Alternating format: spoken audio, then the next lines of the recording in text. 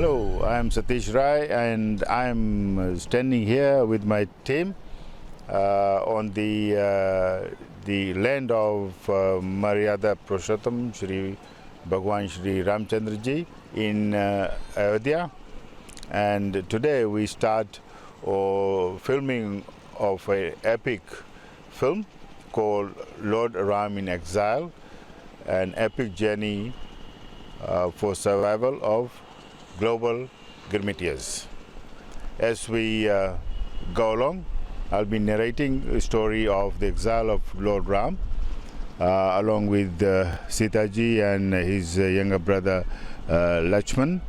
I'll be also narrating the story of the exile of the 1.2 million Girmitias who were taken by the British and other European powers to the British colonies all across the world, and I'm going to relate that story to the story of the exile of Lord Ram, and try to explain how the two stories are related and how there are similarities between the two exiles and how there are differences between the two exiles. For instance, exile of Lord Ram, which started over here, was for 14 years, and he did come back to his kingdom right here, and upon his arrival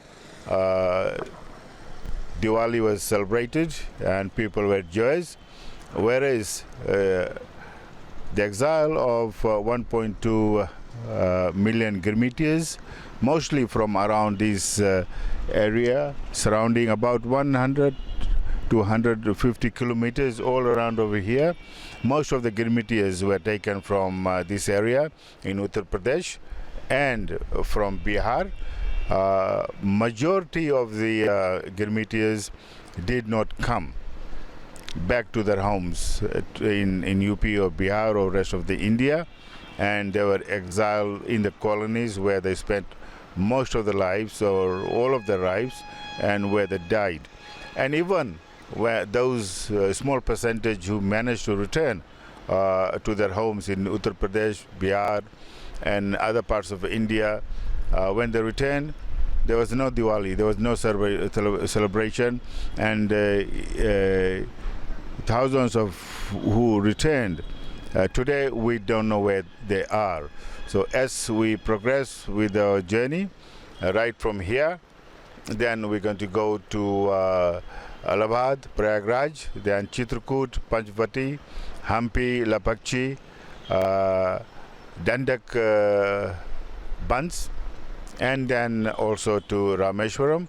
As we progress, I'll be telling the story of Lord Ram and the story of the Banwas of the Girmitias, as well as I'll be narrating my own story, which started way back where my grandparents from here, from UP, were exiled in a village called Natambua, where I first read Ramayana as a child, and how my story eventually after the coups of 1980 when I was exiled in London, and how that story relates to the exile of Girmitias, and how that story relates to the exile of Lord Ram.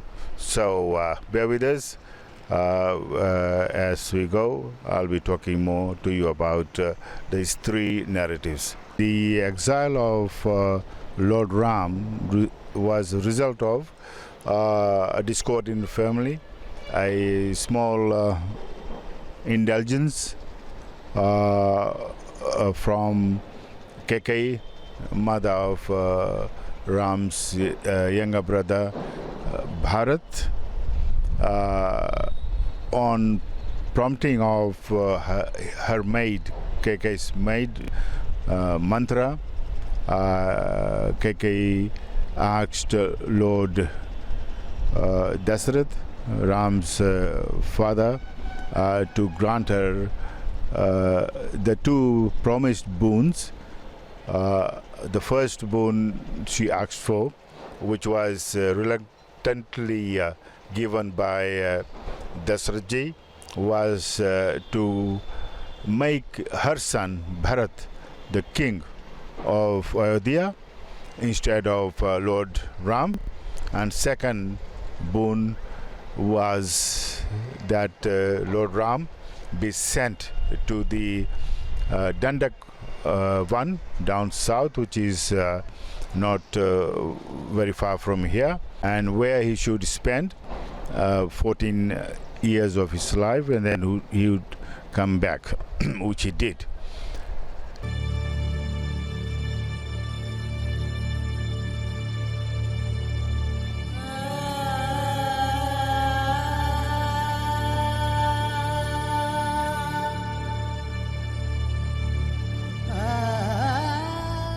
तो पहले राज जी हम आपसे जानना चाहेंगे कुछ history Ayodhya के।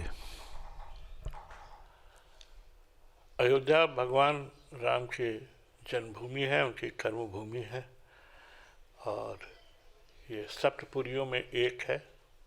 अयोध्या भारत की धार्मिक, ऐतिहासिक, प्राचीनतम नगरी में से एक है।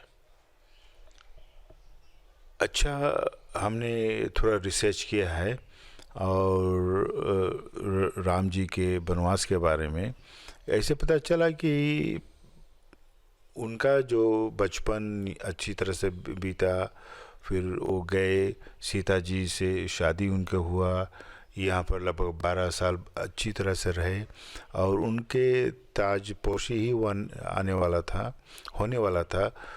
उस वक्त कुछ ऐसा हादसा हुआ कि उनको जाना पड़ा वनवास। उसके बारे में आप थोड़ा बताइए हमको।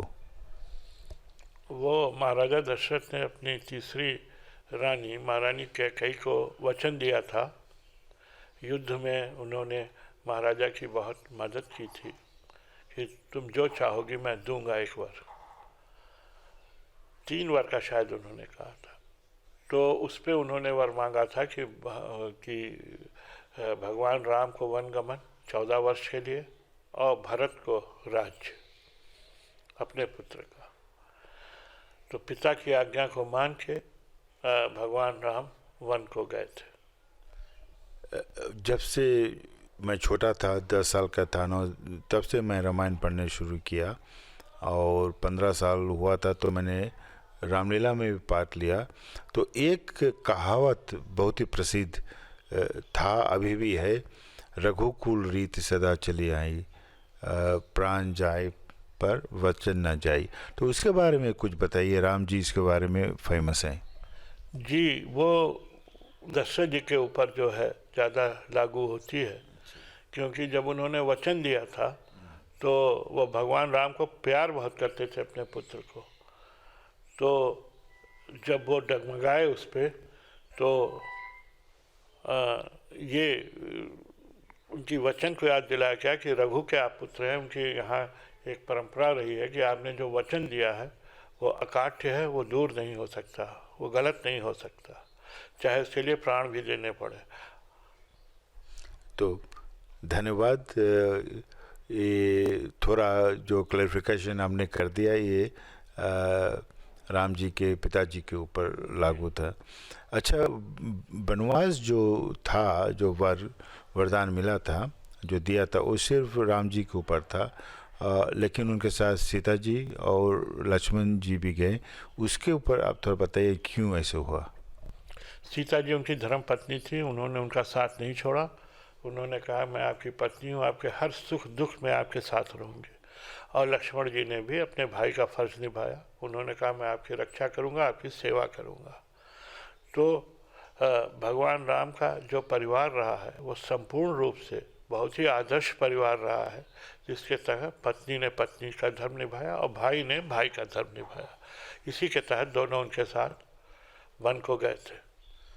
और ये भी पढ़ने में आया है कि जब ये तीनों अपने घर को छोड़ के जा रहे थे, तो यहाँ के जो वासी थे, उसके पिताजी तो शोक में थे ही, माता जी तो शोक में थे, लेकिन जो यहाँ के वासी भी थे वो भी बहुत शोक में रहे हुए होंगे, रो भी रहे होंगे। उसके बारे में थोड़ा दृश्य बताइए आप। वो बहुत शौक में थे, सब उनके साथ काफ़ी दूर गए भी थे। फिर भगवान राम ने, प्रभु राम ने सबको मना किया, उनको रोका और फिर वो वन को चले गए। जनता, यहाँ के वासी बहुत ही प्यार करते थे अपने राजा को, उनके पुत्र को, सबको।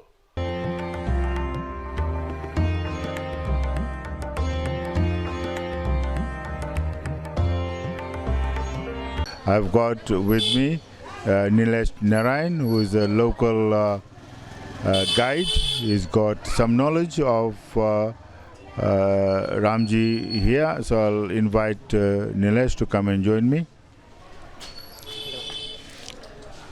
Nilesh, welcome to this program. And now tell us why Ramji came to Prayagraj and to this temple in the background. So here we are at the epic Bharadwaj ashram, the Bharadwaj temple here. So it is believed, as per Hindu mythology, that Lord Rama came here before his during his exile, and he visited this ashram to seek the blessings of sage Bharadwaj before going to Chitrakuta. So we have three important sites here where Lord Rama visited and offered his prayers, and those three spots are pilgrimage sites. So this ashram here is one of the most important sites out of those three. Okay, I'll ask you a couple of questions about this ashram. First of all, I read somewhere that Lord Rama and Laxmana had visited this temple few years before coming here on Banwas. They came here with their Guru Vishwamitra. Now, so tell me a bit about that. So, as you're telling me that Lord Rama visited before twice.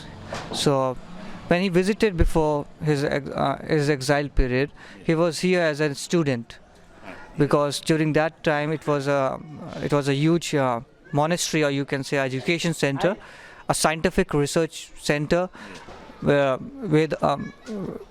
the students from all over the Indian subcontinent used to come here and take knowledge, and there was a huge gathering of students and scholars from around the nation. Something like Nalanda later on. Yeah. Yes, it was a Nalanda of that time.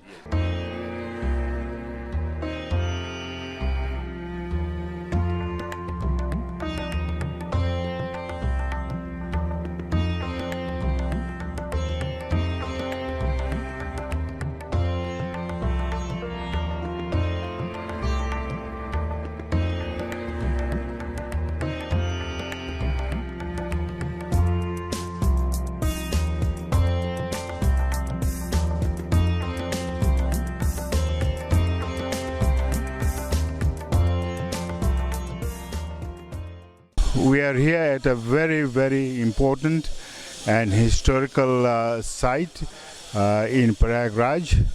You can see how popular it is by the number of people visiting. In the back is where the Kumbh Mela takes place, and we'll talk about Kumbh Mela in another video. Once again, with me is Nilesh Narayan, who is going to tell us more about why this particular site is relevant to the Banwas of Lord Ram, especially in respect to Sita Mata. So, hello everyone. Here we are at the Akbar's fort, at the premises, inside the premises of Akbar's fort, and we are at the Patalpuri temple. The temple is very has a significance from the ancient era, and the name of this temple has been mentioned in many prominent Hindu scriptures, Ramayana, Mahabharata, and other scriptures. And as per Hindu mythology, Lord Rama, Bhakt Prahlad, and the Chinese monk and traveler Yun Sang is said to have visited this place. And Lord Rama visited this place along with his wife Mata Sita and his beloved brother Lord Laxman. So here we have this Akshayavad tree. It's called the immortal banyan tree. And during the ancient times, the pilgrims used to come here and offer their prayers to the holy Sangam, which is situated right next to this Allahabad fort. And people used to visit this place, this tree, offer their prayers, and they used to jump from this tree. Inside we have this Patalpuri well. Yes. So in the well we had this water from which is sourced from the Saraswati, and people used to visit, used to jump from this tree to that temple, to that well, and in order to achieve salvation. So this tree is very old. It is very old and very significant to Hindu mythology. Nilesh, you were talking about an underground temple. Is this the part of the temple, or the temple is somewhere else? The underground temple. So this is the underground temple. There you have this entry to that temple, and it was, as per Hindu mythology, it was built in around Dwapar Yuga.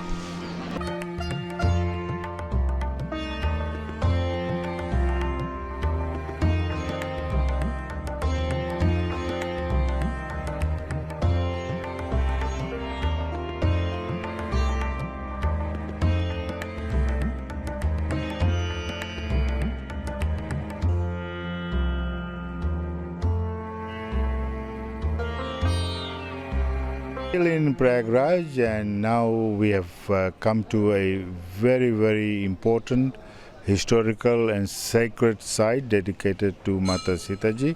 And once again I've got young Nilesh, who is going to first provide historical background to this very important mandir, which is just behind us. So here we are at the epic Mankameshwar temple, dedicated to Lord Shiva. So Mankameshwar means the wish fulfilling temple, or the Lord, the wish fulfilling Lord. So we call it the Mankameshwar temple. So the history, as per Hindu mythology and local legends, we believe that when Rama was on his exile with his beloved brother Laxman ji and his wife Sita ji, he visited this place and built. He visited this site and built a shivling here, because so shivling, there's some story about Sita ji being a devotee of Shivaji, and then she prayed over here. So tell us a bit about that. So when Lord Rama during his exile visited the two important sites, like we have this visited the Bhadwaj ashram and the Patalpuri Mandir, or the Akshayavad tree. Right next to this site we have this Yamuna river, but during that time we had this confluence, the confluence of Ganga, Yamuna and Saraswati, the Sangam. So now we don't have Sangam here, it is shifted because the flow of river keeps on changing in various So it shifted a bit further down there. Yeah, further down there. Yeah. So during that time we had this Sangam right next to this place. So when Sita wanted to offer her prayers to Lord Shiva, she asked Lord Rama about this, and he gave his little thought, and built this shivling here so that Mata Sita can offer her prayers to the Lord Shiva right beside the holy Sangam.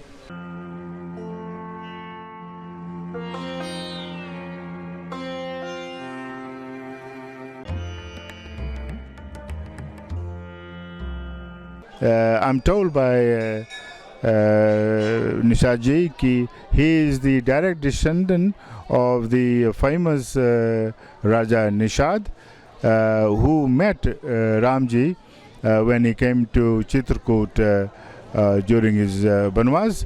तो पहले पल आप अपने बारे में बताइए और आपका क्या रिश्ता है निषाद राजा से.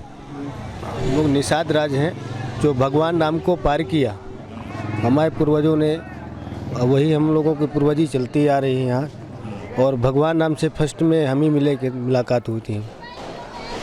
You just confirmed that it was Nishad Raja who brought Ramji and Laxmanji and Sitaji across from the river to Chitrakuta, and in a way he was his host.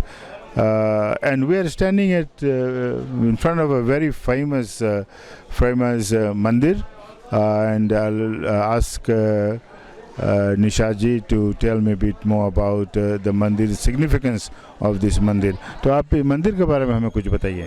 मंदिर एक कामतगिरी मंदिर है जिसके 4 मुखार बिंद हैं। 4 मुखार बिंदों में इनके मुख से 7 शालिग्राम प्रकट होते हैं। जैसे अपने दांतों से 32 के दांत होते हैं, वैसे 7 शालिग्राम प्रकट हुए थे इनके। ये मुखार बिंद मेन फेंट Chitrakoot. Yeah, he tells me that there's 4 entrances of this temple, and where are the other जो मुखारबिंद है उसका कहाँ और कहाँ है? ये सामने उसके 4 पर्वत के पूरे चारों आकार में 4 दरवाजे पड़ते हैं, 4 मुखारबिंद हैं इनके। हाँ, there 4 doors, and where does कहाँ जाते हैं, कहाँ जाते हैं? पूरा राउंड में है सर, 5 किलोमीटर के राउंड में पूरे 4 मुखारबिंद। पहला मुखारबिंद ये है। अच्छा, जो लोग यहाँ के दर्शन करते हैं इनकी मनोकामना। अच्छा, ये मंदिर कब बना था, कैसे बना था? ये मंदिर कोई कारीगर ना तो कोई मानव बनाया है, ये तो अपने आप कुदरती मूर्तियाँ हैं। According to the legend that no human being has made this mandir, it just appeared and a long time ago, and that's one of the reasons you'll see so many devotees come to this mandir. अच्छा, जब इधर से उधर जाते हैं, round जब जाते हैं तो यहाँ शुरुआत होता है, कैसे होता है? यहीं से शुरुआत होता है, यहीं लास्ट होता है राउंड लगाने के बाद। You just confirm that when you devotees go around this mountain, they take blessing here first, and then they take blessing other 3 the entrances, and then they return over here to end their round of this पर्वत। और इसका मंदिर के बारे में और कुछ खासियत? मंदिर के बारे में है कि कुबेर कुंड है बाजू में। कुबेर कुंड जब भगवान राम लोगों से कुंड को कंदमूलों से भरते थे, कंदमूल, अच्छा, इसको कुबेर कुंड बोलते हैं, जो कि इनको यहाँ दर्शन करने की मनोकामना, कुबेर कुंड भरने वालों की मनोकामना पूरी होती। जो लोग यहाँ लेटे हैं, भिखारी गरीब लोगों को यहाँ दोनों टाइम भोजन मिलता है। You just said just on my left there's a Kuber Kund. Over there, when Ramji was here for 11.5 years, he used to fill that with grains and other eatables, and then the poor in this area used to be fed on that. And even today, when the devotees come, they donate food and etc. in that Kuber Kund, and the poor people who are around here, they are fed from that those donations. और कुछ आखिरी में? बस briefly, that's what it is, and I'm very glad that programme Sphatik Shila, अभी स्फटिक शिला चलेंगे ना sir. हाँ, अब वहाँ क्या होता है? वहाँ स्फटिक शिला में जहाँ पर जयंत कौवे ने सीता जी के पैर में चोंच मारा था। Next we're going to a place where it's a very interesting story, where son of Indra, he appeared as a parrot and mistook Sita ji and attacked Sita ji, and it's a very interesting story. We're going to go there next. इस जगह का नाम स्फटिक शिला, जहाँ पर भगवान राम और सीता लक्ष्मण माता जी 16 श्रृंगार कर रहे थे, उसी समय इंद्र का लड़का जयंत सीता जी के पैर में चोंच मार के भागा। उस Okay, what he's saying, we'll do it in small segments. First of all, this is the bank of a very famous Mandakini river, which is surrounded by Chitrakuta hills. This is where Ramji, Laxmanji and Sita stayed for a while, and in that there's Shila over there, there's a stone. Sita ji was doing her makeup, presumably after taking a bath in this river, and that's where son of Indra Bhagwan had turned himself into a parrot, and not knowing who Sita ji was, attacked her on her foot. And we'll hear more about this from Nishad. आगे बताइए इसकी story. जब भगवान attack किया इंद्र का लड़का जयंत, तो सीता जी गुस्सा होकर एक तीर मारा, एक बाण. वो तीनों लोकों में गया, उसको कोई शरण नहीं दिया. वो वापस में भगवान के पास आया, तो भगवान नाम एक आंख निकाल लेते हैं, उसको दंड यही. So when he attacked son of Indra, क्या नाम? Jayant attacked in form of a parrot Sita ji. Sita ji took out a bow and arrow and shot him. Shot him, and because of that, nowhere he could not find any protection anywhere. So he came back to Ramji to seek forgiveness. Ram ji के पास आए तो क्या हुआ? भगवान नाम गुस्सा होकर उनके एक आंख निकाल लेते हैं, वही उनका दंड का प्रभाव होता है. Yeah, Ramji was very angry and he felt that there should be some sort of punishment, so he takes out one of his eyes. And उसके बाद क्या होता है? बस वही है, लास्ट है कि कौवा पूरा, आज भी क्रो जो है एक आंख का काना होता है कौवा. And the legend goes that even today, and I heard somewhere that kawa, who is a parrot or crow? Crow. Oh yeah, once again, I beg your pardon, it was not a parrot, it was a crow. We'll hear about a parrot story a bit later. So this crow, even today, the legend says that they are blind on one side. So that is the legend, and if you can see, this is where Sita ji was doing her makeup after having a bath in this famous Mandakini river.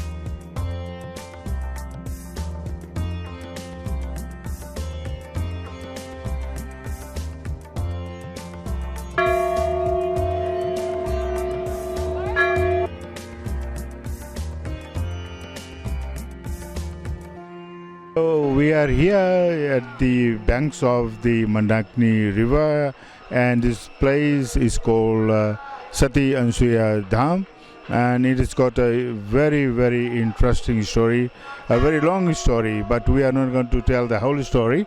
You'll probably will be able to check it on the websites through Google. But what we're going to talk about is the story that relates to Mata Sita ji, Ram and Laxman.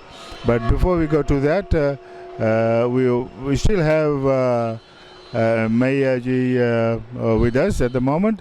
So I'm going to ask him a bit of a background about this dham. बताइए थोड़ा story briefly.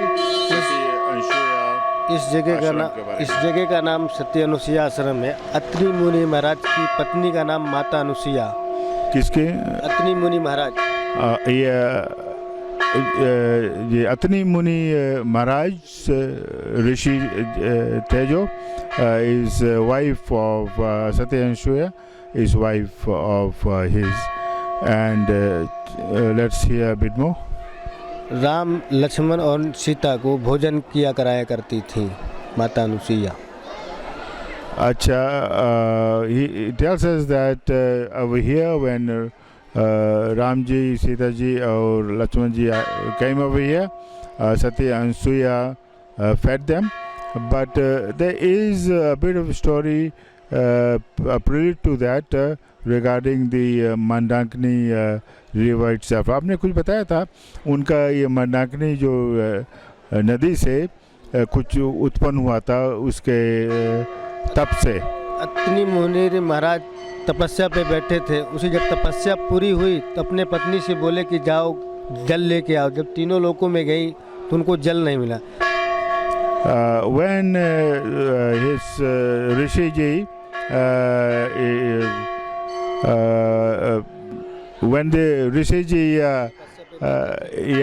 he was meditating, and when he came out of meditation, obviously he was very thirsty, and his wife, he asked his wife Sati Anshuya for some water.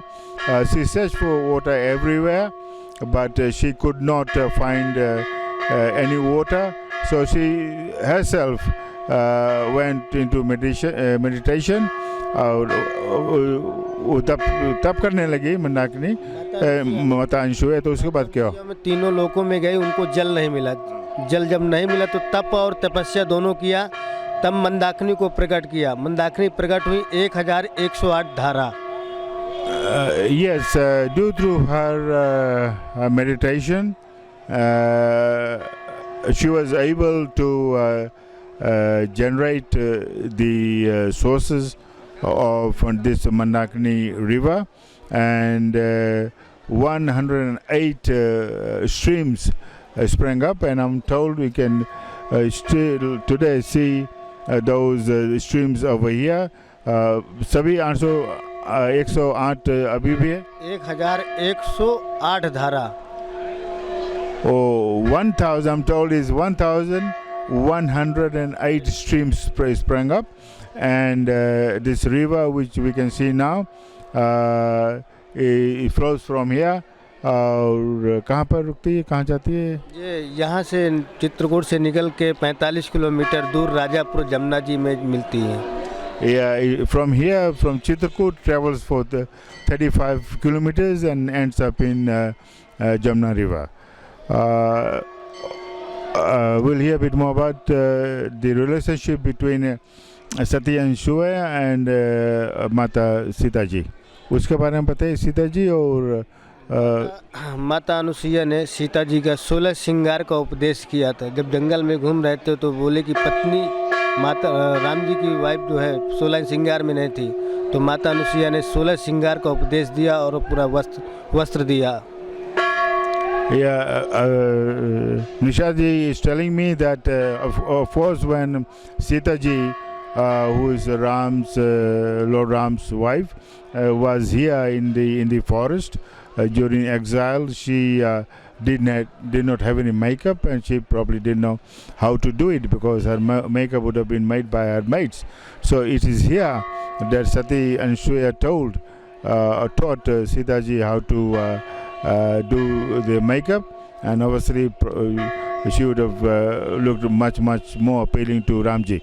उसके बाद और कुछ है जो माता अनुसुईया ने राम और लक्ष्मण सीता जी को खाना बना के खिलावाया, और उसी समय ब्रह्मा विष्णु महेश 6 महीने का बालक बनाया था।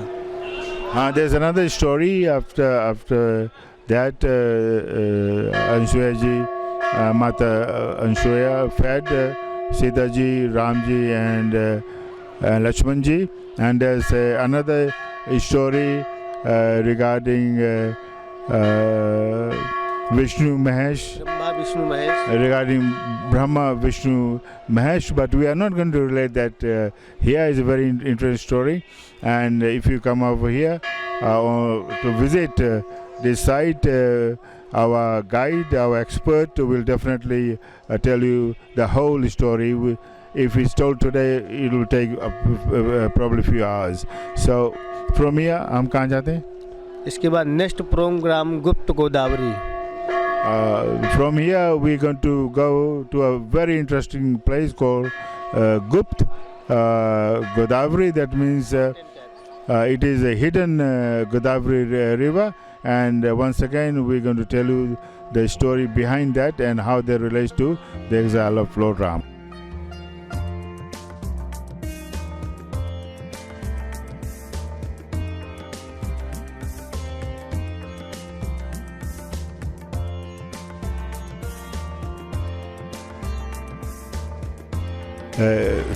We are at the foothills of very long and extensive Chitrakuta hills.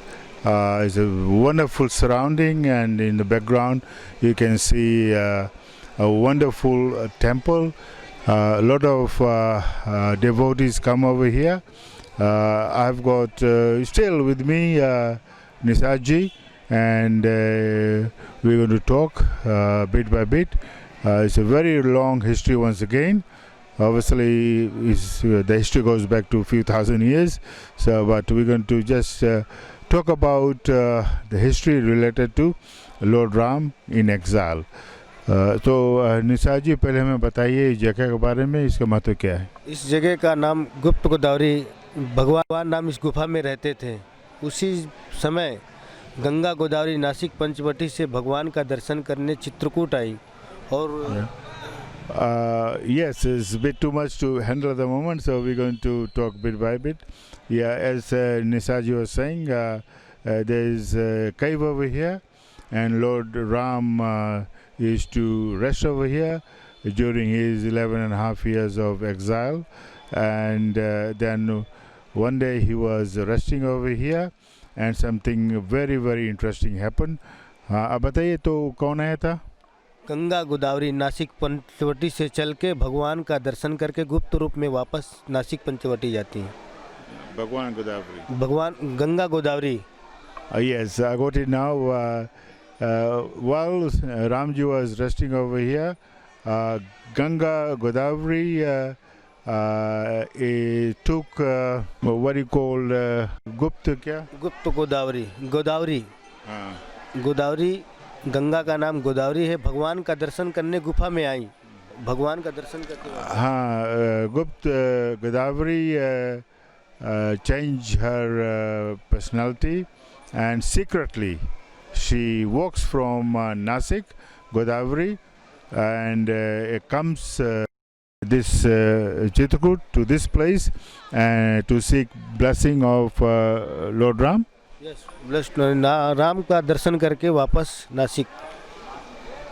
Yes, after seeking a blessing and having an audience or having a view of Lord Ram, secretly she returns to Nasik. तो उसके बारे में और कुछ बताइए। गुफा में जब गंगा आई तो माता सीता जी स्नान करने लगी, और स्नान करते समय मैंक नाम का राक्षस सीता जी के कपड़े चुरा के भागने लगा।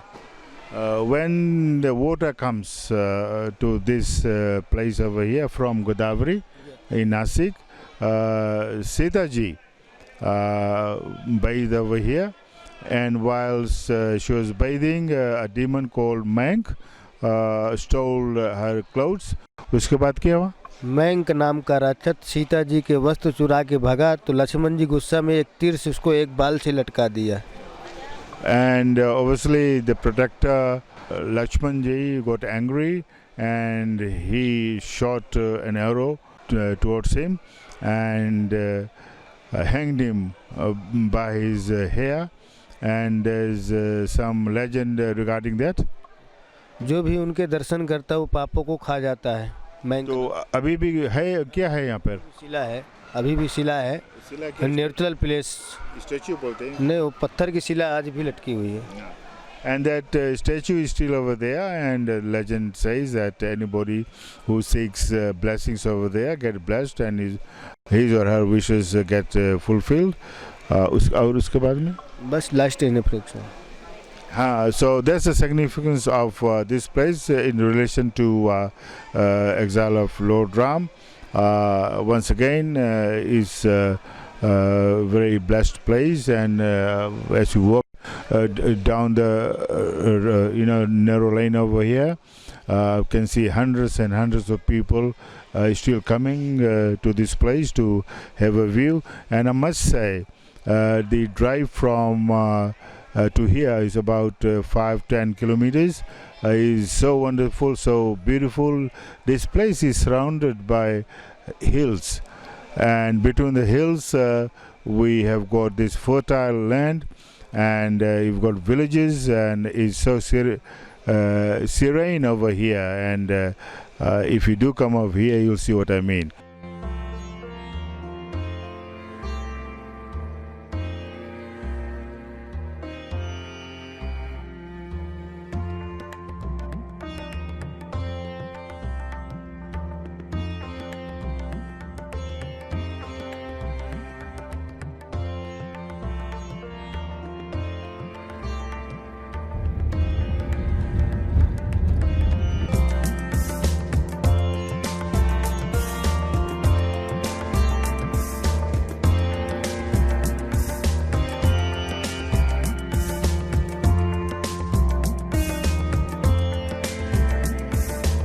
We are still in Chitrakuta, and we have come to another very historical and sacred site related to Lord Ram, Hanumanji and Sita Mata. Once again, I'm being joined by Mayadin Nishad, who is going to tell us a bit more about the story behind this historic site.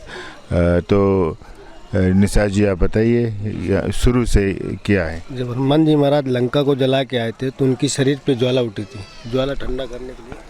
हाँ, what he says, the story behind is after Hanuman ji returned from the battle in Sri Lanka, his body was all heated up, and he came over here, and what happened then?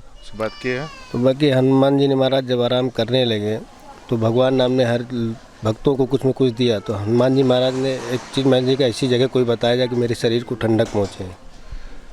Yes, upon on the way returning from Sri Lanka, Hanuman ji rested over here, and Lord Ram granted wishes to all of his devotees, and he asked Hanumanji what his wish was, and because Hanumanji was so heated up after the battle, as you know, he torched Sri Lanka, so there would have been a lot of fire and heat. So let's see what Lord Ram granted him. भगवान ने इसको क्या भगवान ने एक तीर मारा जो सरस्वती नाम की गंगा प्रकट हुई और उनके बाएं भुजा पे गिरता है। उस जल को वैज्ञानिक तक पी लेते हैं। निशा जी बताते हैं कि he is telling us that Lord Ram took a bow and shot a bow on the Saraswati Ganga river, and the water came out and fell on his shoulder. बाएं shoulder क्या होता है? बाएं sir. And the water sprung and started to fall on the left shoulder of Hanumanji, who was resting right over there. उसके बाद क्या हुआ? इसके बाद माता सीता जी यहाँ पर खाना बनाया करती थी, सीता रसोई के नाम से जाने जाते हैं। Obviously, along with Lord Ram was Sita Mata, and we're told that when for duration of their stay, Hanumanji, Lord Ram, and Sita ji and Laxman, Sita ji used to cook right over there. She had a kitchen which is called Sita ji ki rasoi. Sita rasoi, yes. Sita rasoi. अच्छा, वो तो पुरानी बात हो गई। आज भी सुना जाता है जो हनुमान जी के जो वहाँ पर स्टैच्यू है उस पर धारा निकलती है। हाँ, बताइए। आज भी जो है 24 आवर्स 24 घंटे हनुमान जी महाराज की बाएं भुजा पे जल गिरता है, ना आने को पता ना जाने को पता। Yeah, we've been told that even today the water appears from unknown source and falls on the left shoulder of Hanumanji. And और बताइए. So that is from where I suppose the name of this place comes from. It's called Hanuman Dhara, and Dhara means क्या बोलते Dhara?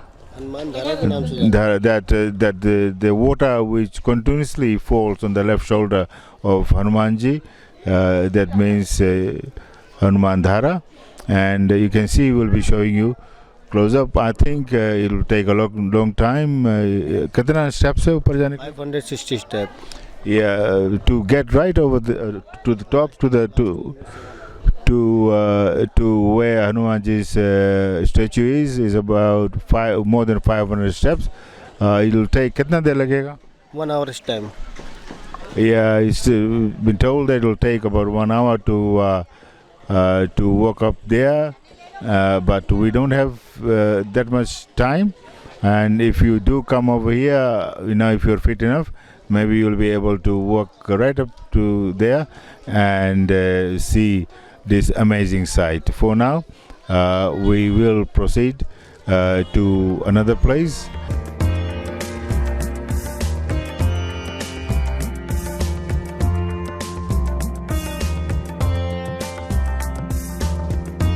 We are still in Chitrakuta, and now we are at a place called Ram Ghat. Whilst we cannot rank any of these sites we visited so far, but I believe this could be the largest and the most prestigious site dedicated to Lord Ram's visit over here, stay over here during Banwas. And we have a number of stories to tell you, and we'll tell them one by one. The main characters in these stories are Nishad Muni, Bharatji, Ramji, and Swami Tulsidas. And once again with me is Mayadin Nisad, who, as we know, is a descendant of Nishad Muni. So we're going to start off with the story of Nishad ji and Bharat. तो आप बताइए थोड़ा story कैसा है. भरत जी महाराज भगवान को मनाने के लिए चित्रकूट आए. अच्छा, the story goes that as you know, when Lord Ram was exiled, Bharat was not in Ayodhya when he came. Returned to Ayodhya, he learned that his brother was exiled and he was supposed to become the king. He refused to do that, and he came here. He got to know that Lord Ram was in Chitrakuta, so he came over here all the way from Ayodhya with his army and a lot of people with him. And when he came over here, he met with Nishad Muni. उसको मिले तो क्या हुआ? जब भरत जी चित्रकूट आए तो first में उनको ये नहीं पता था कि भगवान की कुटिया किस जगह. वो तो निषाद राज को ही पता था, तो निषाद राज लेके उनके प्रण कुटी में गए. Yeah, when he came over here, obviously he didn't know where his brother Laxman, Ram and Sita were, and he knew of Nishad Muni, and so he caught up with Nishad Muni, and Nishad Muni took him to Lord Ram, which is the Milaap took place over there, but there's a place called Bharat. This is where I'm told by Mayadina that Nishad Muni brought him to the Bharat Ghat, where he left behind his army and his horses and carriages, and then he walked along over here to meet his brother Lord Ram over there at the Ram Ghat. तो अब आगे बताइए. भरत जी बोले कि पिताजी का देहांत हो गया, आप अयोध्या वापस चलिए. तो भगवान राम बोले कि हमारे कुल में एक रीत है कि प्रभु कुल रीत सदा चली आई, प्राण जाए प्रोचन न जाए. Yes, when he met his brother Bharatji met Ramji, he had to tell Lord Ram that his father had died in Ayodhya, and he requested Lord Ram to return to Ayodhya, but Lord Ram told his brother that reminded him of this saying, Raghu kul reet sada chale aaye, pran jaye par bachan na jaye. That means there's a tradition that he cannot return, because he has given his words to his father that he would spend 14 years in exile. उसके बाद क्या हुआ? इसके बाद ने भगवान राम ने अपने चरणों पादुका लेके भरत जी को दिया, और भरत जी यहाँ से कहते हैं, प्रभु कृपा पावड़ी दीनी, सादर भरत शीश धर लीनी. Okay, let me just explain. And after that, Lord Ram gave his sandals to Bharatji and told him to return to Ayodhya, and we'll let Nishad Bhai repeat the doha. दोहा क्या था?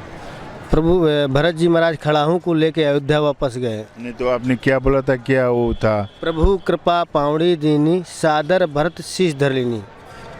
भरत जी ने जो है चरणों पादुका को लेके सिर में लेके अयोध्या को लिए गए. Oh yeah, that the mantra he said, the doha he said is that Bharat ji took that the sandal and he put it on his head and returned to Ayodhya.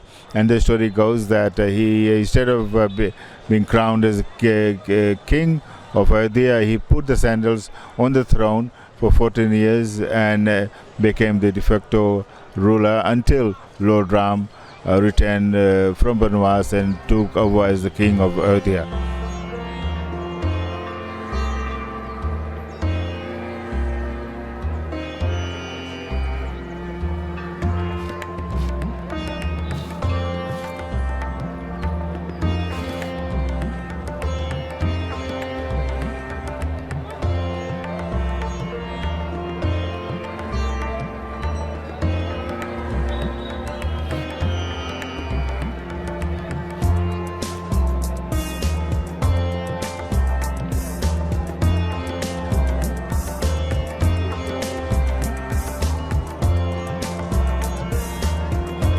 After very disappointed younger brother of Lord Ram, Bharatji returns to Ayodhya from here, and Lord Ram had learnt of the death of his father Dasrath.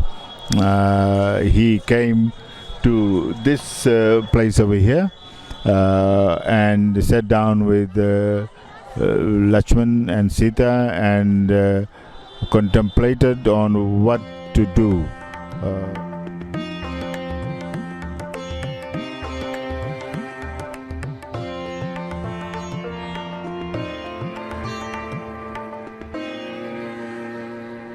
About the death of his father.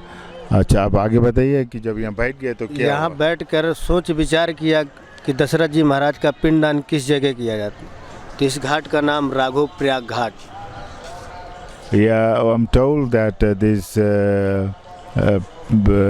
ghat, this banks, this river is called Raghav Prayag Ghat.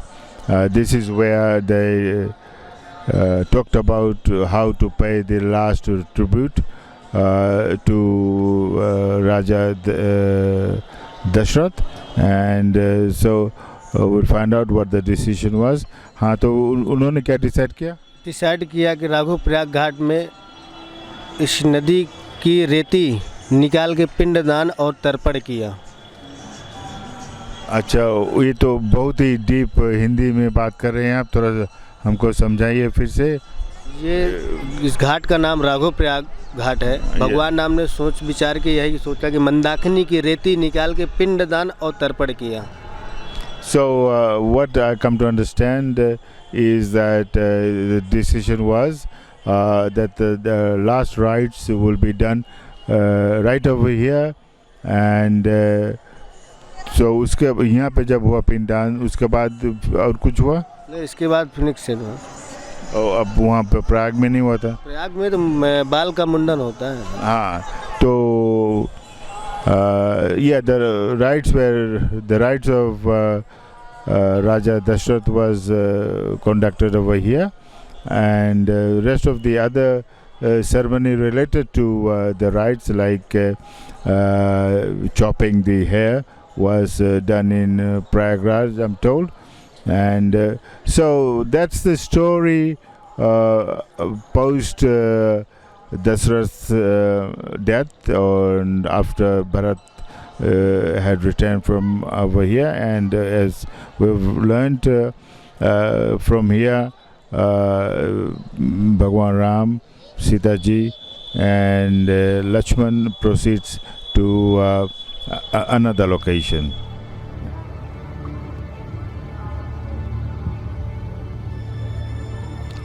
And now we are going to go back before Bharatji came over here. This is a very important story in which the main cast are Swami Tulsi Swami Tulsi Das ji and Ram ji. तो आप बताइए इस क्या है story? ये राम घाट है जहाँ पर भगवान राम और सीता स्नान करने के बाद चंदन लगा के चले जाते थे और गोस्वामी तुलसीदास जी पहचान नहीं पा रहे थे. This is the Ram Ghat where Ramji and Sita ji and Laxman ji used to have a bath. I can see it's Mandakini river. It still looks very pristine. And then there's a tradition that after taking a bath, you put on your head the paste of chandan. And the story goes, Ramji used to do that each morning, and that paste was made by Swami Tulsidas, and each time he did that, apparently Swami Tulsidas did not realize it was Lord Ram who was using his chandan paste to put on his temple.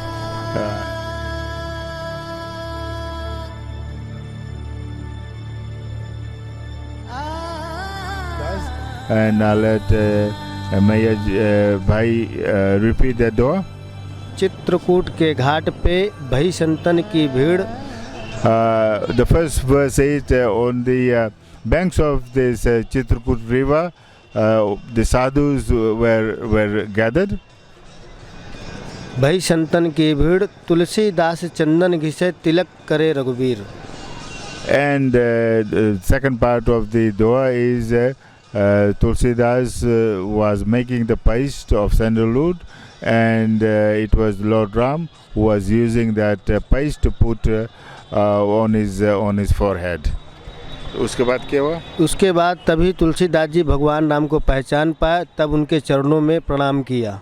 So after that doha sung by Hanuman ji in form of a parrot, Tulsidas ji realized that in fact the person who was using his sandalwood paste was Lord Ram, and then he touched his face and then he got to know that it was Lord Ram actually. उसके बाद क्या हुआ? इसके बाद भगवान राम चले गए Kamadgiri mountain. Kamatgiri. And that's the story, and it's an amazing story. And after that Lord Ram left over here and went to Kamatgiri mountains.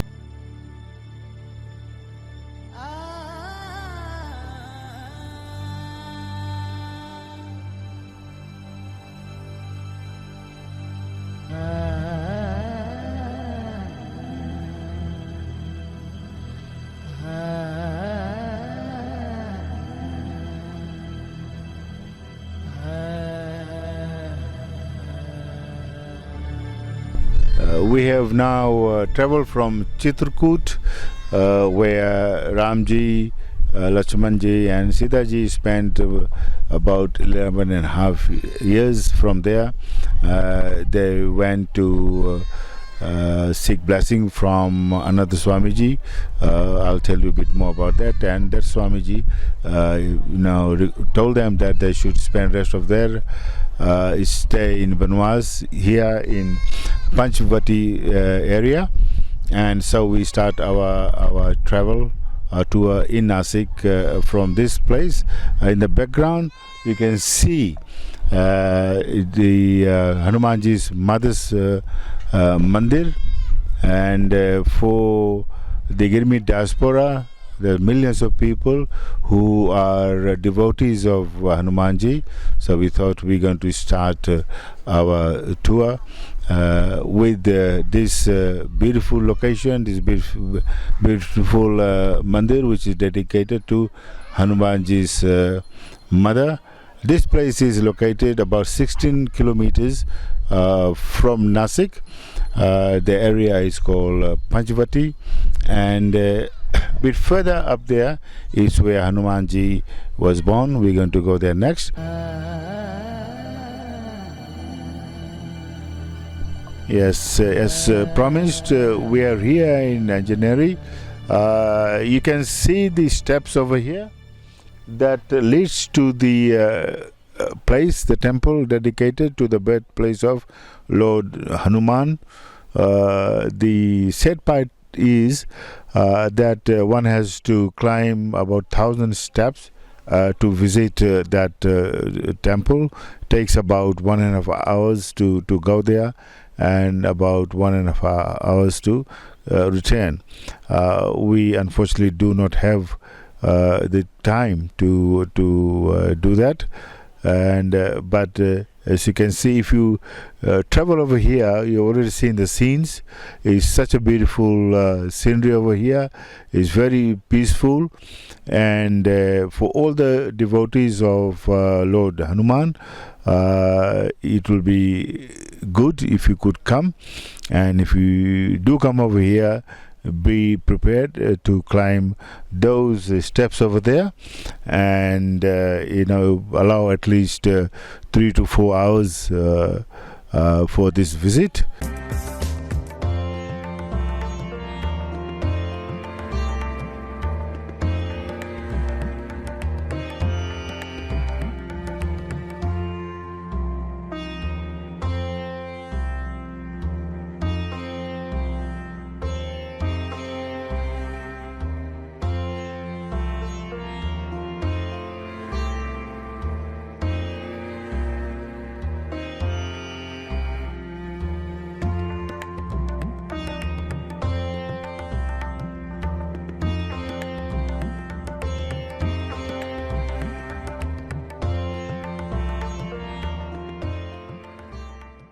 We are still in Nasik, in Panchavati, and a place called Tapovan is very scenic and is very historic, and there is a long story behind this regarding Lord Ram's Banwas and Sita ji and Laxman.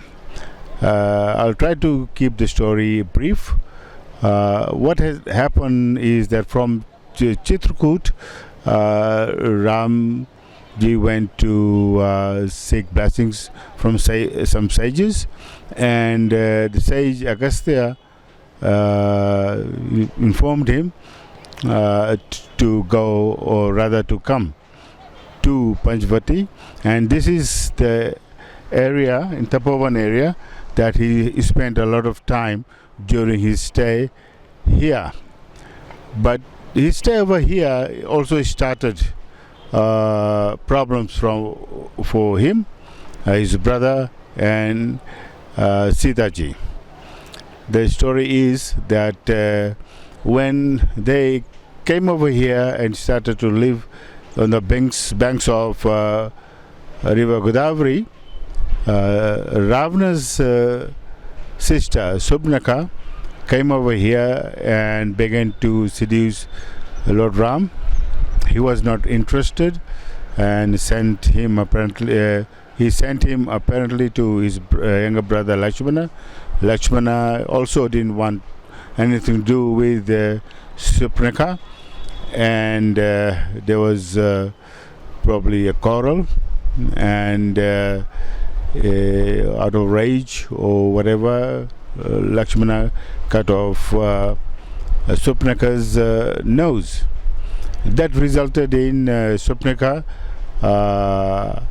telling this episode to the brother Kara and Dusashan, and there was war between Kara, Dusashan, Lakshmana and Lord Ram, in which the brothers of Subnaka were apparently defeated, and then Subnaka informed the brother king Ravana of what had happened. First, King Ravana developed a ploy to seek revenge. He sent his uncle Marich in the form of a golden deer to this area, and apparently Sita saw that golden deer and requested Ram to fetch the deer for her. He did so, but instructed brother Lakshmana to look after Sita, and then Lord King Ravan in form of a priest came over here, and before going to on instruction of Sita ji, apparently there was some inclination that Lord Ram was in trouble, so Sita sent Lakshmana to find out what had happened to Lord Ram, because he had not come for a while, returned for a while, and so before leaving Sita alone, somewhere here he drew a Laxman Rekha, which is a ring of fire, and instructed Sita not to leave that Laxman Rekha, the circle of fire, which was there to protect her.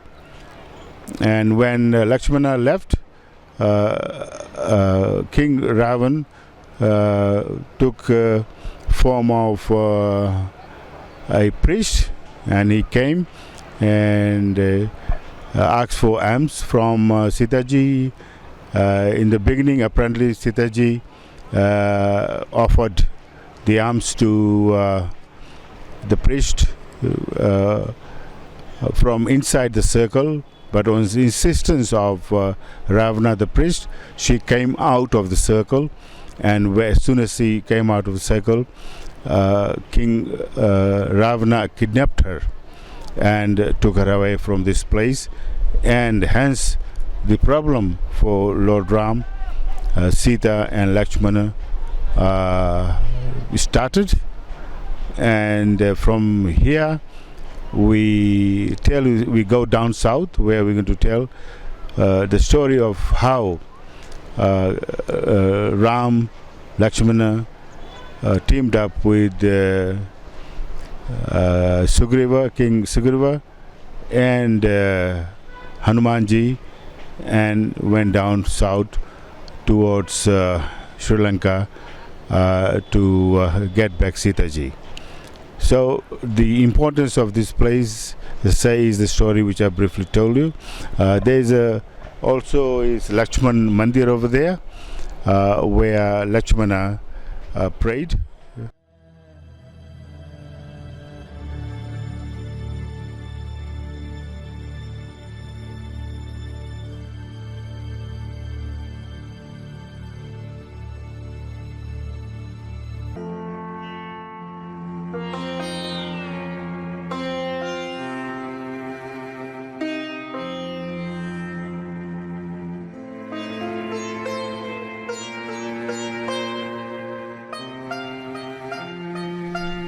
Hello, we last met at Panchavati during our epic film Lord Rama in Exile, an epic journey of survival for the global Girmitias. Since then we had a short break because the distance between Nasik or Panchavati to this place here, Hampi, is quite a long distance and a long journey. Stopped over in Mumbai, and then from Mumbai flew to Bangalore, and took a nearly 6-hour vehicle journey to Hampi, and we travel today to this place in Hampi.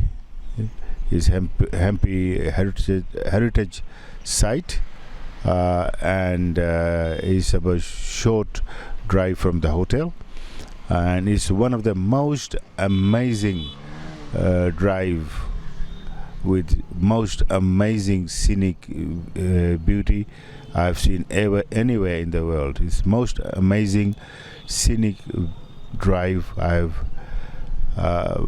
seen or come across or been through anywhere in the world.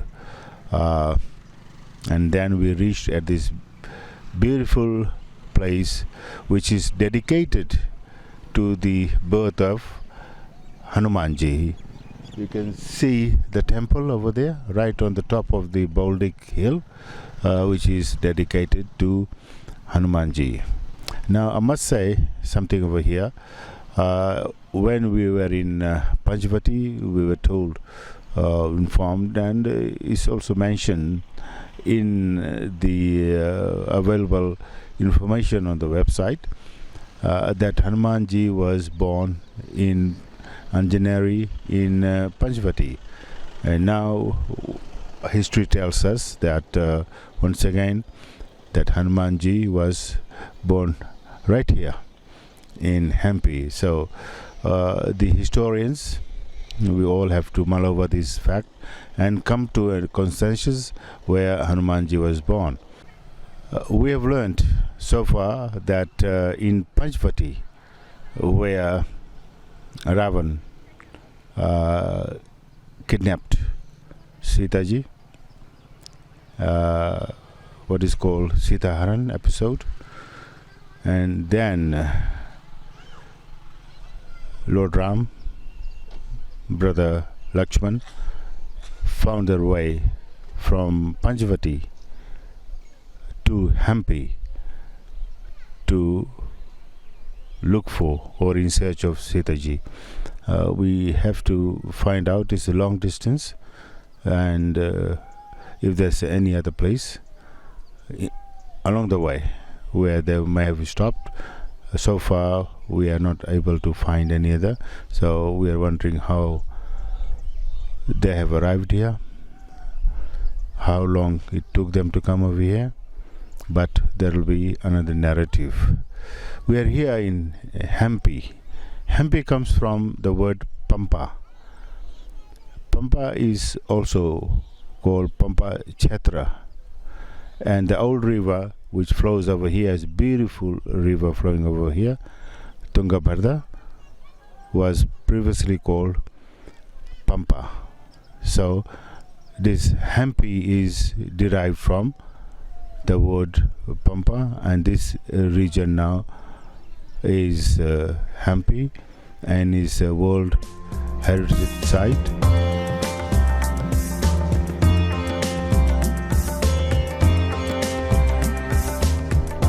And if you look around over here, this area, in Hampi area, you'll realize why this place is under the protection of World Heritage. As I said before, the importance of this particular site is the birthplace of Lord Hanuman, and we'll show you closer pictures of the temple right over here, based on, as I said, Baltic mountain or hill, and this itself is amazing to see that this region is filled with or surrounded by hills made of huge boulders, which I have not come across ever. So Hanumanji was born over here, and when Ramji and Laxmanji came here, they came in touch with Hanuman, and there's a lot of things happen over here.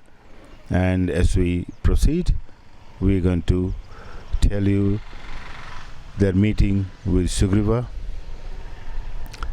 and the battle which Hanumanji, Ramji and Laxmanji took on to vanquish Bali, who had taken over the kingdom from Sugriva. This is the kingdom presided by King Sugriva, and what a kingdom, and it's no wonder that Bali came and took it over. And as we go to the place where actually Lord Ram, Laxman met Hanumanji and Sugriva, I'll tell you more.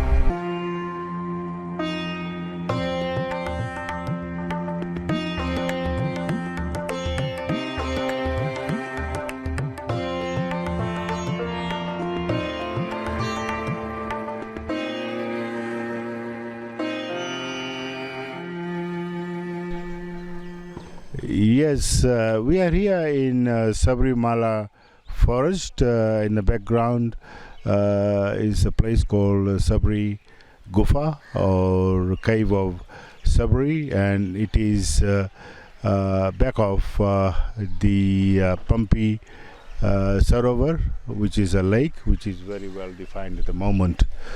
It is believed that Lord Ram met Sabri here, and it is stated in many places that Lord Ram met Sabri here first. Sabri has been waiting to meet Ramji for 12 years, and it so happens that Lord Ram, after spending 11 and a half years in Chitrakuta area, came down to Panchavati, and it would have taken him about 6 months to 1 year to get to this place. It is here that Sabri, who was probably of lower caste, picked ripe and sweet bear, a kind of small fruit, for Ramji, and Ramji, without any hesitation, ate it. And here I like to just mention the issue of caste, which is predominant here in India and elsewhere, and I want to relate that to how the caste issues were solved and resolved on the Girmitia ships. On the ship of Girmitias, there were probably several hundred ships which left Madras, Calcutta for the colonies, the 17, 18 British and other European colonies. The Girmitias are all caste, including from the Brahmins to the lowest castes. They all were huddled together for about 3 months. Each ship carried anywhere from 400 to 500 Girmitias. And on this ship, because they all interacted together, the caste barrier was broken.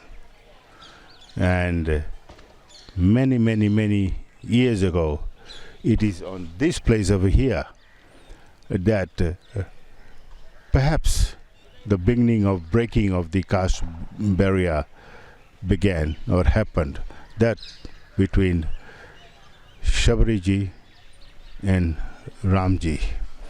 It has been told that it was Shabari who mentioned to Ramji that he should seek help of Hanumanji and Sugriva, King Sugriva, who, as we know, had already been defeated and his kingdom was taken over by his brother Bali.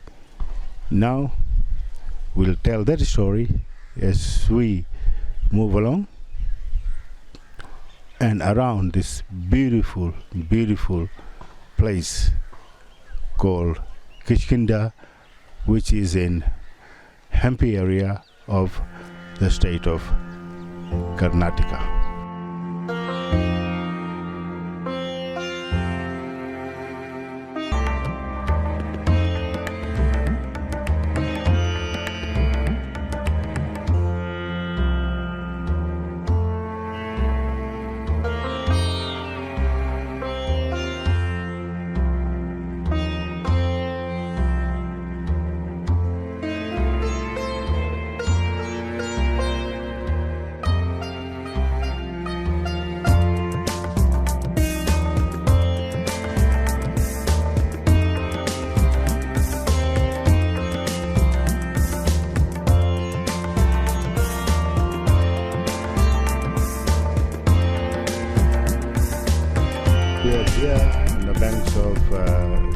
Tungabhadra river, which in the Ramayana period was called Hampi river. And behind me is a temple which is dedicated to King Sugriva. There's a bit of backstory over here. I'll tell you briefly about that. Sugriva was the king of this beautiful kingdom which is called Kishkinda now, and before it was Hampi.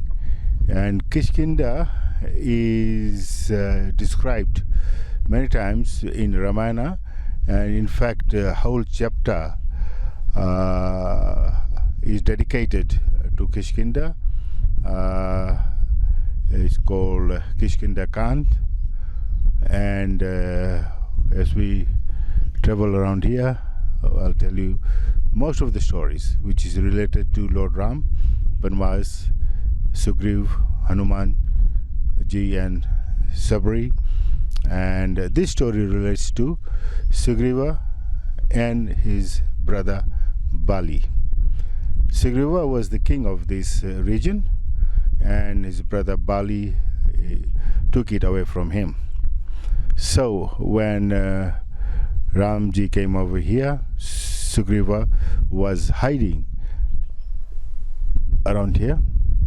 This is the temple dedicated to him, and if you see around, it's amazing place.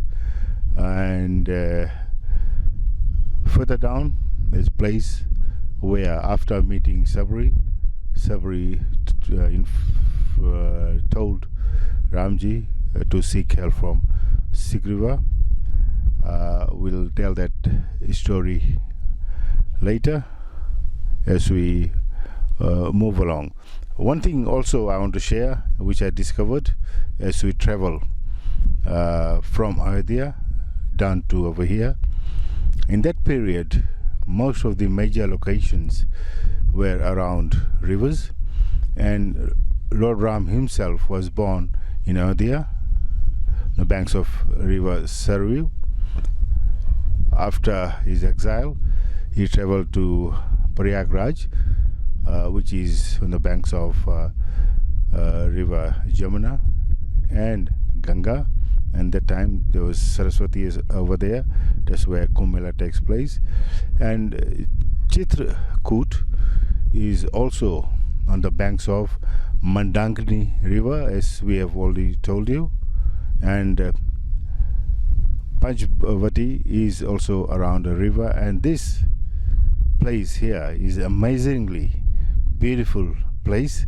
Is surrounded by this Hampi Tungabhadra river, and you'll see is pristine blue waters set among the ruins of the volcanic boulders.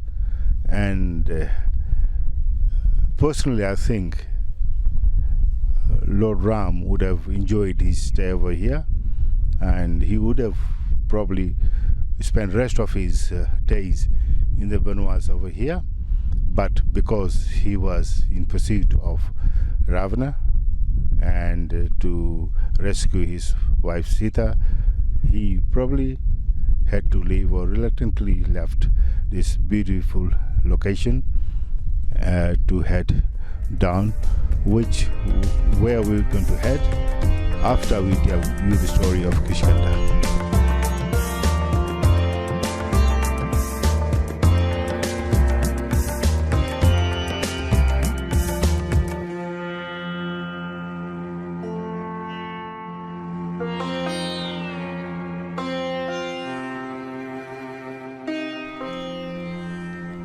ये है ऋषमुख पर्वत।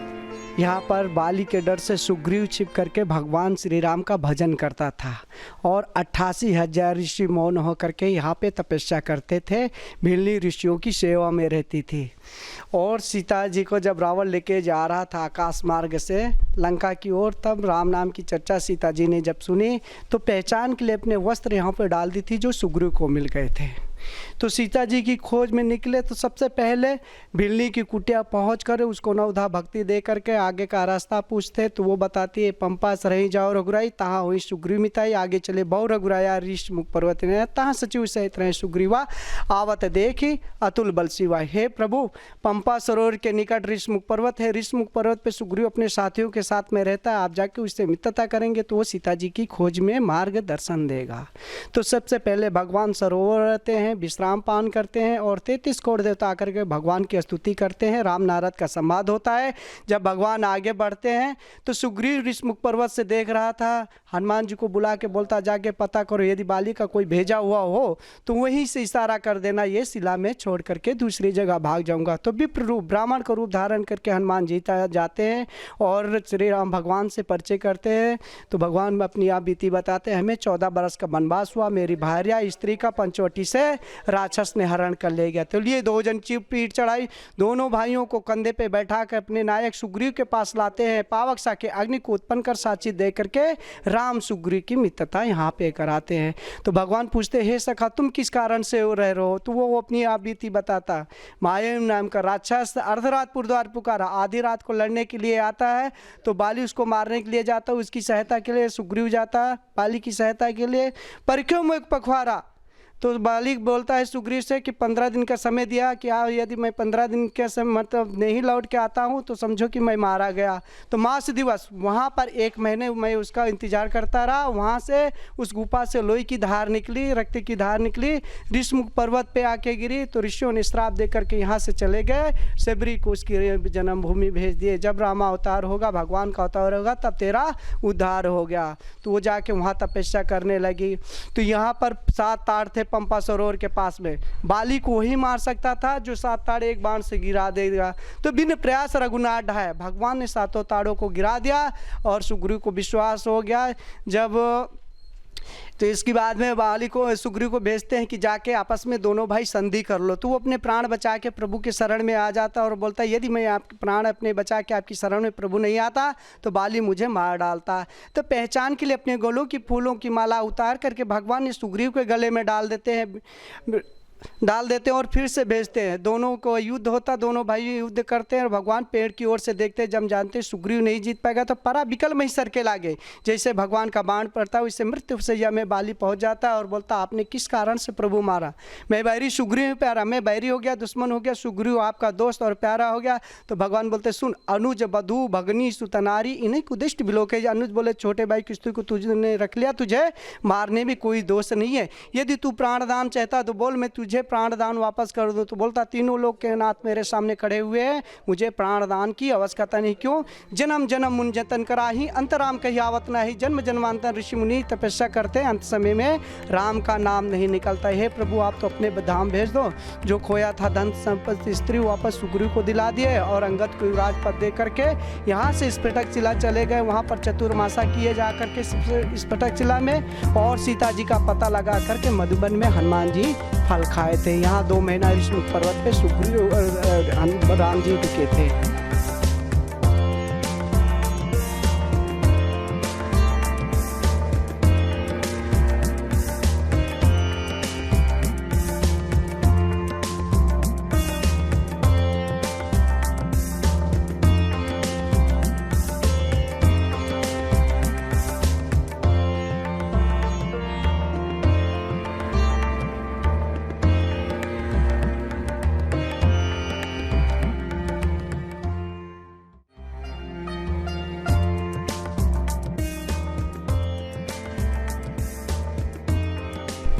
We are at a very short distance away from Hanuman Janambhumi, which is just beyond this hill over there, and just at the other side of the hill is the temple, the mandir dedicated to Shabriji.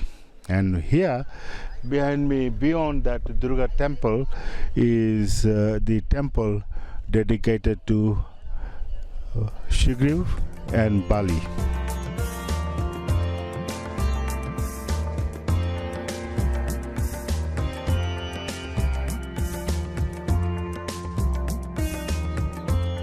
Historical research tells us that Sugriva and Bali were brothers, and Sugriva, being elder, was the ruler of this beautiful kingdom of Kishkinda.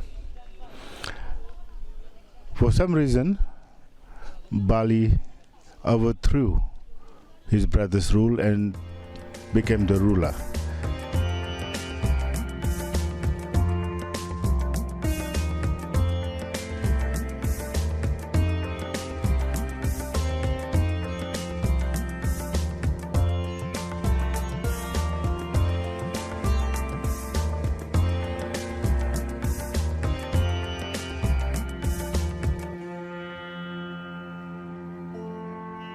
Sugriva then went to live over there.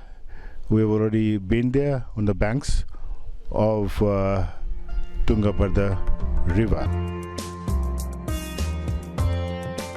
Beyond that Durga temple over there is the temple dedicated to both Sugriva and Bali, and probably the dedication is when the two brothers were living in harmony. The story goes is when Lord Rama came over here on advice of Shabri. He sought help from Hanumanji, and Hanumanji carried the two brothers to meet Sugriva.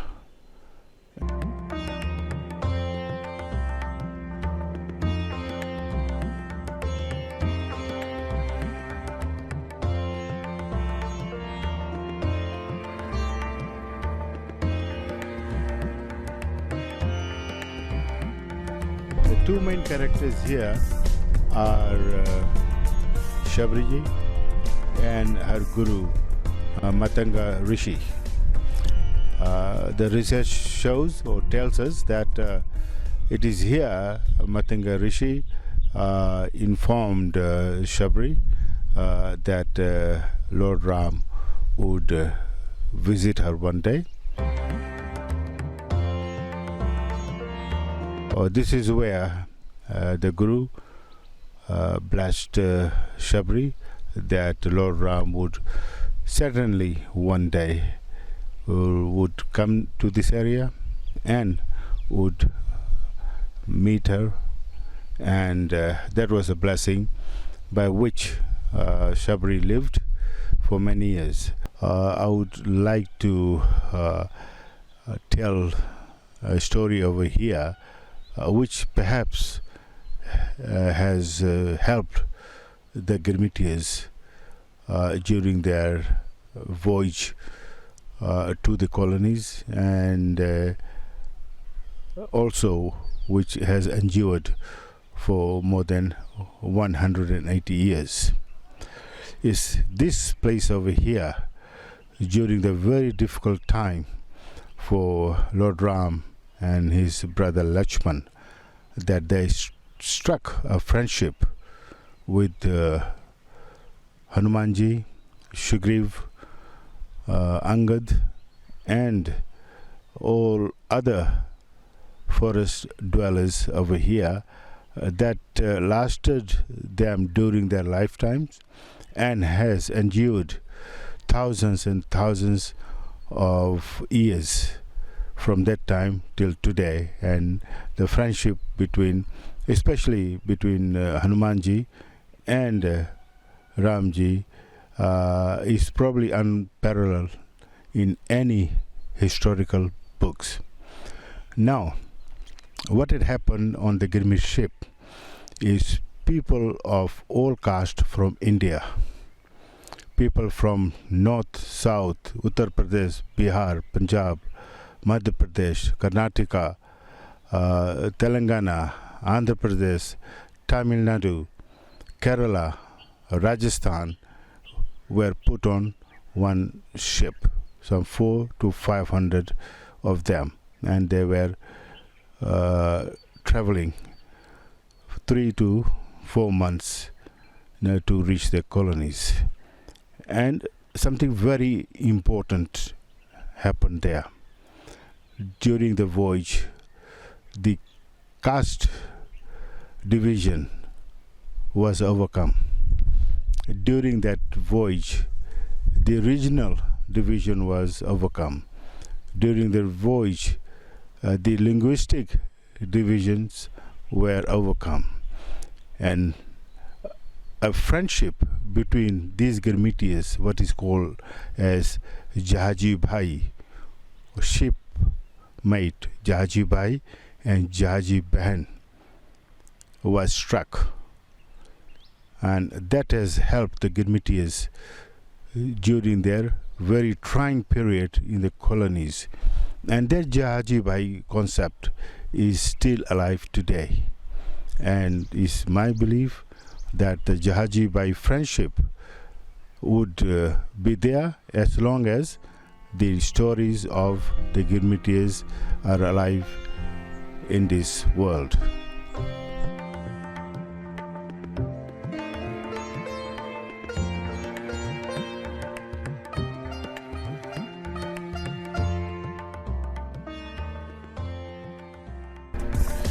Yes, we are still in Kishkinda, Hampi area of Karnataka. We have been telling story related to exile of Lord Ram and the fourth chapter of Ramayana, the Kishkinda Kant.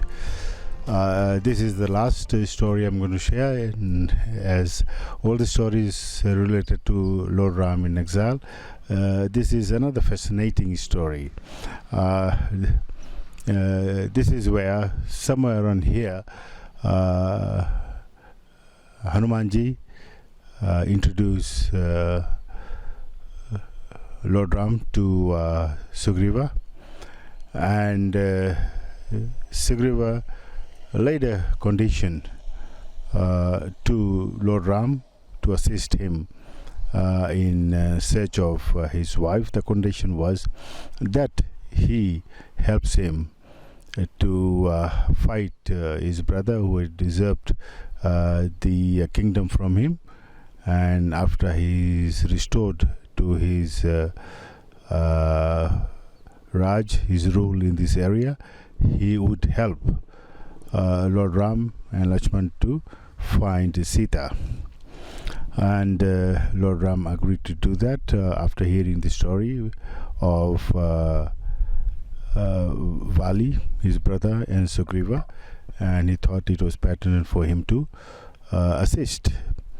There was war which has taken place somewhere around here in Kishkinda, but Vali proved to be very strong, and he was overcoming Sugriva, and when Lord Ram realized that perhaps Vali will conquer and kill Sugriva, he hid behind a tree, took out his bow and arrow and shot Vali, and he eventually died.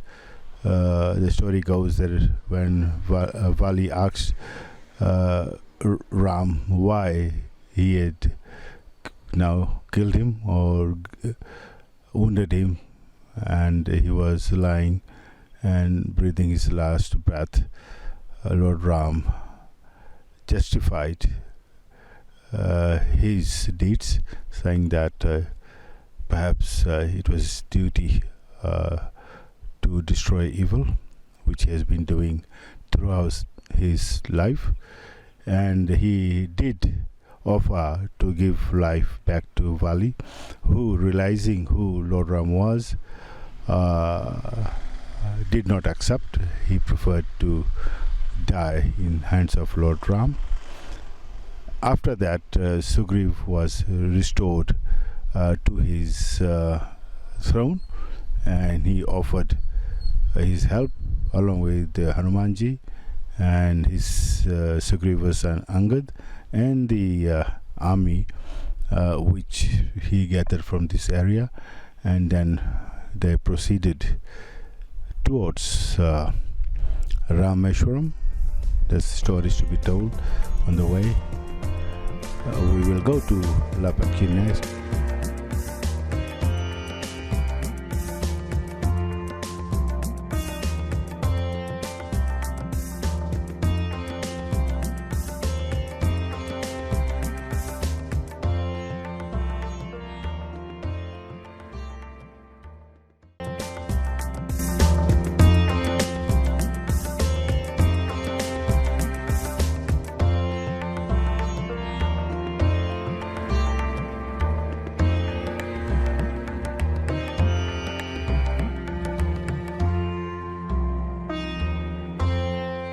Now let me share some interesting stories about Jatayu's battle with the Lord Ravana as he took Sita towards Sri Lanka.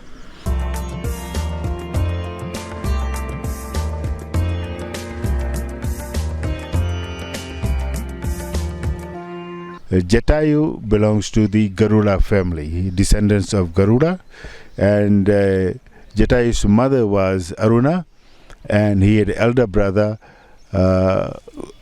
called Sompati. Sompati rescued Jatayu when he got apparently too close to the sun by protecting Jatayu with his wings, and his wings got singed, and so he did not have a use of one of his wings. That's the story. This is a myth.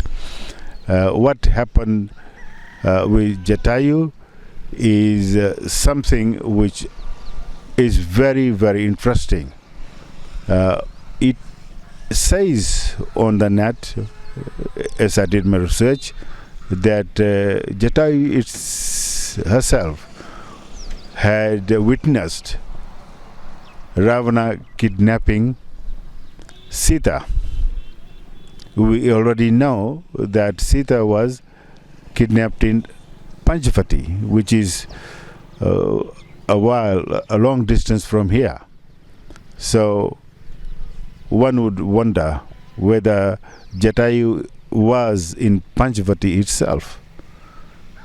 And so what had happened in Panchavati, and then he would have followed, or she would have followed Ravana and Sita to Kishkinda, and probably would have seen Sita dropping the jewelry which was found by Sugriva, and finally would have caught up with Ravana over here in Lapakshi or in Kerala.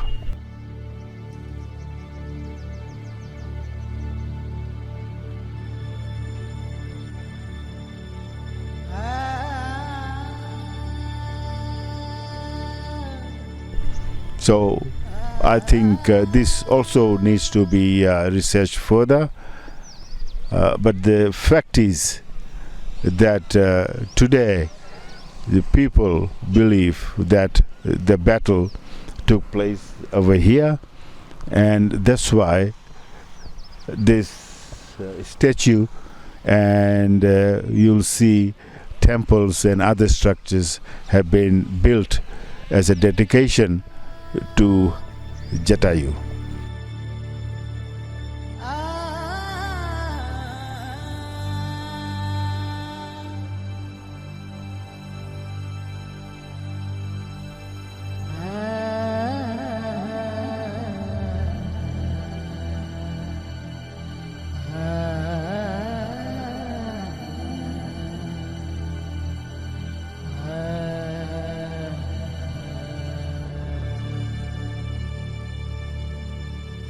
The story goes that when Jatayu finally caught up with Ravana, there was a battle, but because Jatayu was getting old, Ravana overcame him and shot him down, and he fell down here on these grounds, and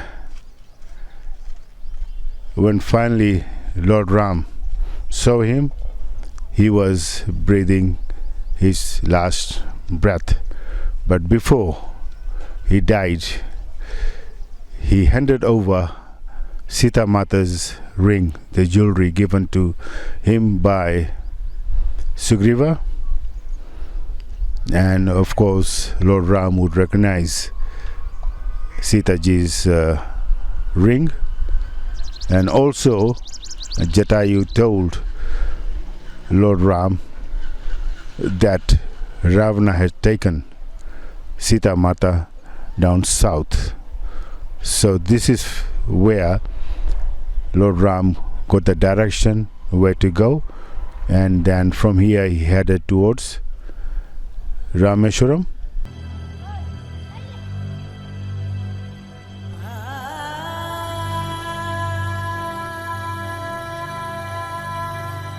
Lord Ram was really emotionally overtaken by the gesture of Jatayu. He gave his life for him, for saving Sita Mata, his wife, and in return Lord Ram granted him moksha. That means that Jatayu went to heaven, or if not heaven, was granted the eternal peace which all the Hindus strive for during their lives as human beings.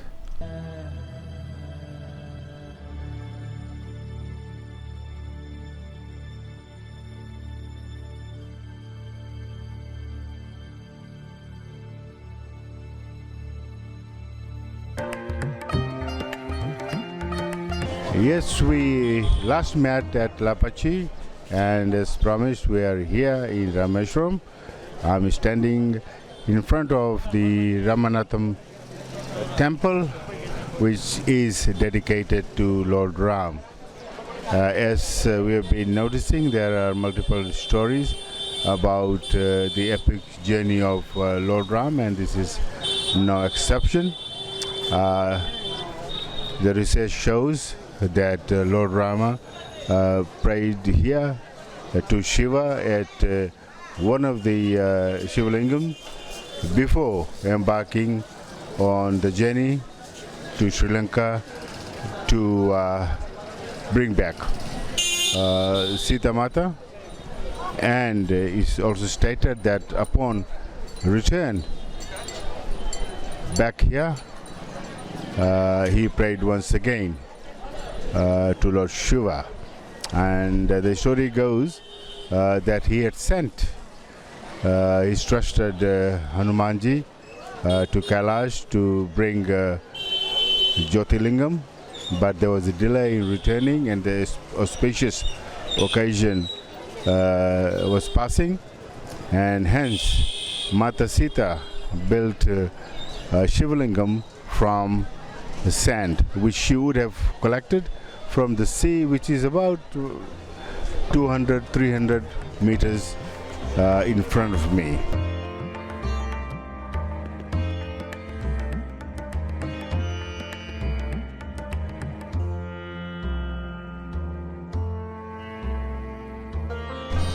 When there was a delay in Hanumanji bringing the Shivalingam from Kailash, the story goes that Sita Mata constructed a Shivalingam from sand, which she would have collected from the sea.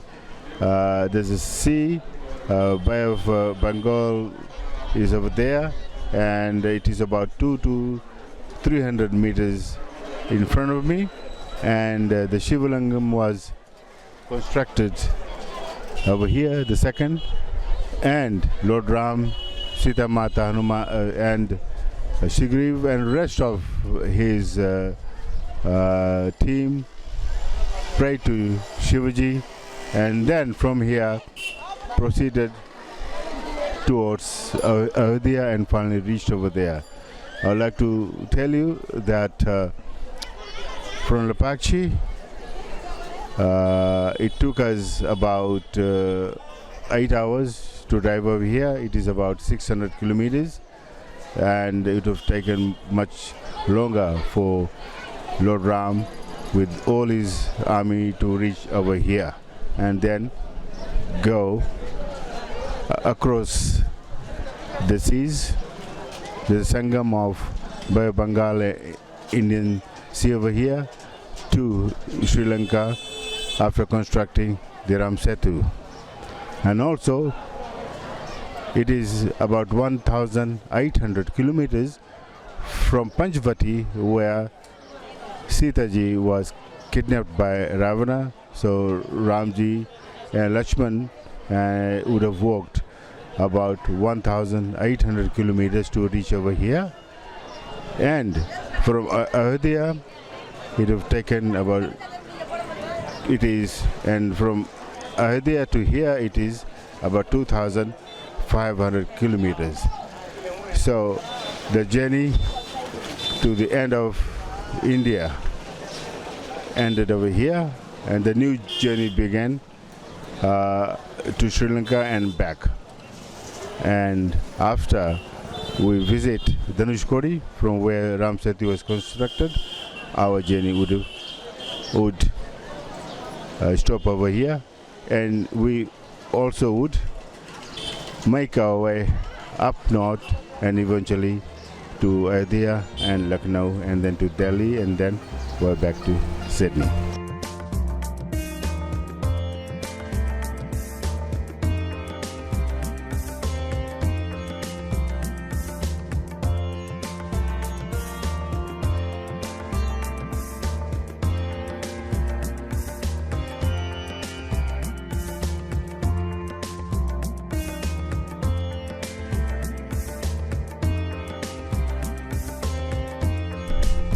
We are now here in Rameshwaram, a place called Ramapadam Parvatam or Gangapadam Parvatam.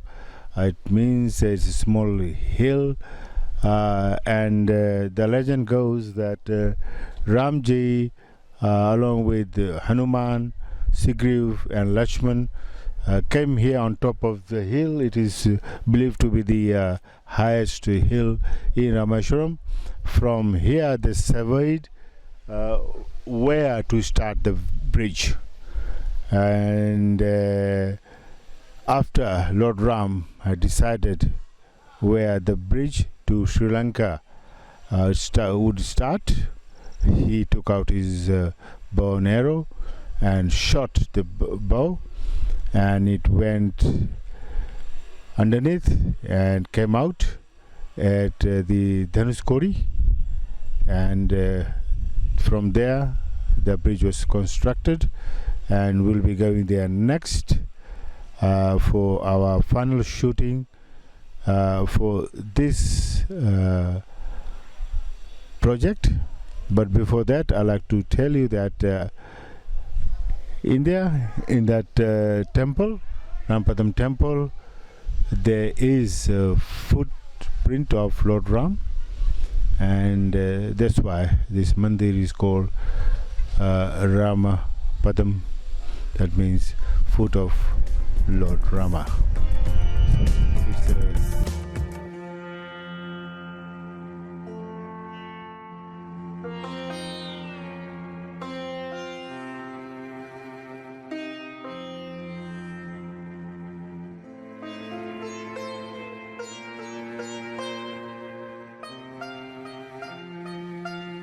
yes, now we have come on the top of this mandir, and we had a brief chat with the Panditji inside. Firstly, we cannot photograph the footprint of Lord Rama. Apparently, we cannot photograph the footprint of Lord Rama, but what important information he has been able to provide is that is from this side, from this hill, Hanumanji first jumped and flew across. It is from here that Hanumanji jumped and flew across to Sri Lanka, and that's where he first met Sita ji in the gardens, in the Vatika there, and that he was able to confirm that Sita ji was there, and that's when Ramji and Hanumanji and everybody built the Ram Setu, and then went across Sri Lanka to rescue her and bring her back.